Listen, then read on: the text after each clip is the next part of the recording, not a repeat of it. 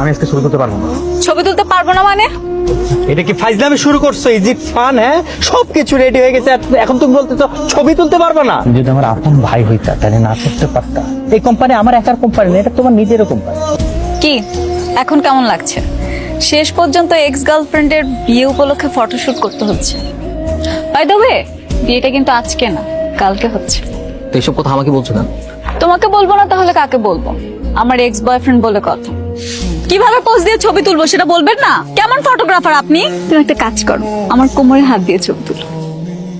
এইভাবে ছবি ভালো উঠবে না, আপনারা পোস্ট চেঞ্জ করে আমি এই পোজে ছবি তুলতে পারবো না। আমাদের ইচ্ছে আমরা এভাবে ছবি তুলছি, আপনি কিছু ছবি তুলুন। আচ্ছা আমরা কি হাসবো নাকি এভাবেই ঠিক আছে? আপনাদের যা ইচ্ছা আপনারা তাই। আমার দিকে তাকিয়ে হাসো, চোখে চোখ রেখে। কি ছবি তুলেছেন এগুলো? একটা ছবিও ভালো হয়নি। ছবি তোলার সময় মনোযোগ কই থাকে? মনোযোগ দিয়ে ছবি তুলতে পারেন না? দেখি দেখি হাসো। বাবা কি এই মেয়েটার ছবি তো ভালো ওঠে কিভাবে? এই মেয়েটা সুন্দর না ক্যামেরাটা সুন্দর, কোনটা? তুলো তো। মানে তুমি দেখো একটা ছবিও সুন্দর হয়নি, তুমি তুলেছো তাই তোমার কাছে সুন্দর লাগছে।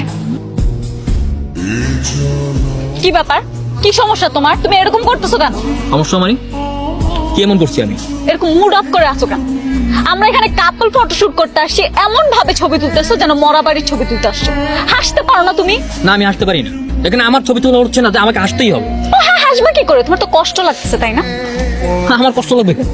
আমার কোনো কষ্ট নাই, আমি এখানে আমার প্রফেশনাল কাজে আসছি, আমার কষ্ট লাগার কি আছে এখানে? এক্স গার্লফ্রেন্ডের বিয়ে ঠিক হয়ে গেছে, সে আরেকজনের সাথে ছবি তুলতেছে, তোমার তো কষ্ট লাগবে।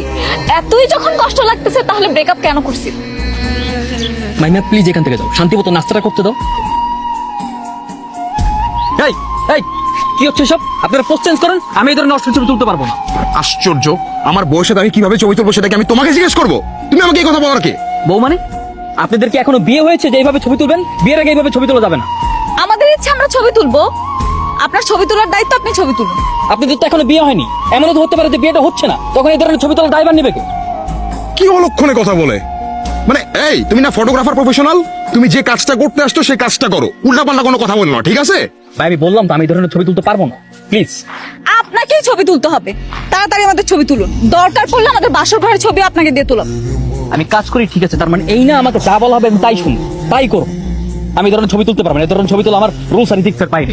আচ্ছা বুঝলাম রুলস এন্ড এথিক্স এর বাইরে, কিন্তু তোমাকে এখন আমি যেটা বলতেছি তুমি সেটাই করবা, কারণ তুমি প্রফেশনে আসছো, ঠিক আছে? করো। ভাই আপনি যতই যাই বলেন না কেন, যতই ধমক দেন না কেন, আমি পারবো না, আমি বলছি না। আমরা তুলতে চাই, এগুলো আমরা স্মৃতি হিসেবে ধরে রাখবো। কি হয়েছে স্যার? ম্যাডাম মেহেদি, তুমি তর্ক করছো কেন? তর্ক মানে? আপনার ফটোগ্রাফার উল্টাপাল্টা কথা বলতেছে, সে ছবি তুলবে না। মেহেদি, আমি লক্ষ্য করছি সকাল থেকে তুমি উল্টাপাল্টা কাজ করছো, এখন আবার বলতেছো ছবি তুলতে যাচ্ছ না কেন? ভাই তারা যেভাবে ছবি তুলতে চাচ্ছে সেভাবে ছবি তোলা সম্ভব না, আমি সেভাবে কখনো ছবি তুলিনি আর তুলবো না। হা, তুলনায় তুলবা, যে কাজ কোনোদিন করো নাই সেটা তুমি আগ্রহ নিয়ে করবা, সেখানে তুমি বলতেছো তুমি ছবি তুলতে পারবা না। ভাই দেখেন তাড়াতাড়ি করেন, হলুদ রাত্রের বেলা, বেলা ঘুরিয়ে যাচ্ছে, এখন সময় নাই ভাই। বোঝান আপনার ফটোগ্রাফারকে, এখানে শেষ করে আমাদের হলুদের প্রস্তুতি নিতে হবে।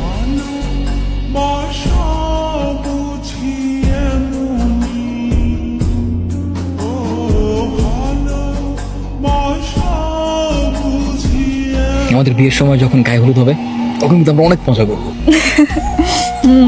আমি হলুদ রঙের শাড়ি পরবো, সবাই আমাকে হলুদ মেখে দিবে, কত মজা হবে। ভাবতেই কেমন শান্তি লাগে। কিন্তু তুমি তো আমাকে দেখতে পারবে না। কেন কেন দেখতে পারবো না কেন?